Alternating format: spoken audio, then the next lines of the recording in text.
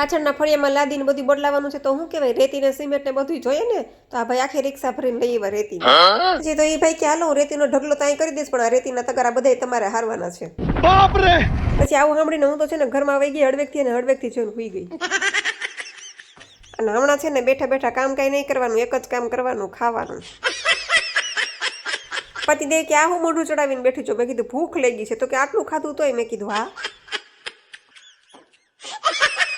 સિંગોડા છે ને ભાવે બહુ, પણ કાઢવામાં કાંઈ જ થાય એટલે આપણે નહીં કાઢવાના, પતિદેવને કહેવાના. અને આ જો બાજુવાળી છોકરી આવી છૂછું કાનપટ્ટી લીધી ને તો તાત્કાલિક એના પપ્પા પાસે લેવડાવી આવી કાનપટ્ટી. Oh my god. અને આવતા આવતા એના પપ્પા પાછા મમરા લાડવા ચીકીને બધું લઈ આવ્યા. તો અમે બધા ઈ ખાવા બેસી ગયા. અને તમને ખબર છે ને હમણાં ઘરે રિનોવેશન હાલે એટલે ઘરે કાંઈ ગેસના ચૂલાને ઠેકાણા ન હોય, એટલે આજે રાતનું ડિનર જેઠ બાપાની ઘરે જવાનું હતું.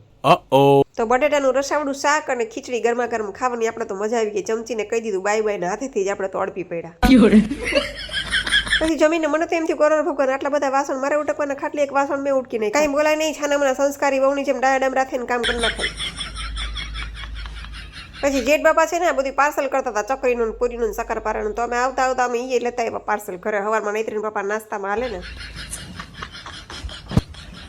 મેં કીધું લાઈ ને અત્યારે ગરમ ગરમ છે ને તો એકાદી બે ખાઈ લો, કેમ કે સવારની કોણ રાહ જોવે, અને સવારે હું તો કાંઈ નાસ્તો કરતી નથી. પછી મને તો મૂડ આવી ગયું તો રાતે 11 વાગે મેં ઇન્સ્ટામાં રીલ બનાવી નાખ્યું.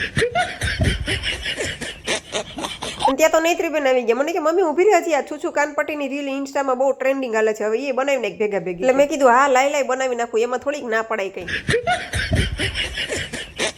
ત્યાં તો પતિ દેવાય ભાઈ કે મને એ નથી સમજાતું કે નૈત્રી નાની છે કે નૈત્રીની માં નાની છે, પણ એ છે ને મારા હાટું નીરો લઈ આવ્યો. પાછો મને તો ઠંડો ઠંડો નીરો ગટગટ આવી ગઈ એક ગ્લાસ. તો ચાલો વિડીયો ગમે તો લાઈક શેર અને સબસ્ક્રાઈબ કરવાનું ભૂલતા નહીં. આવજો, જય સિયારામ.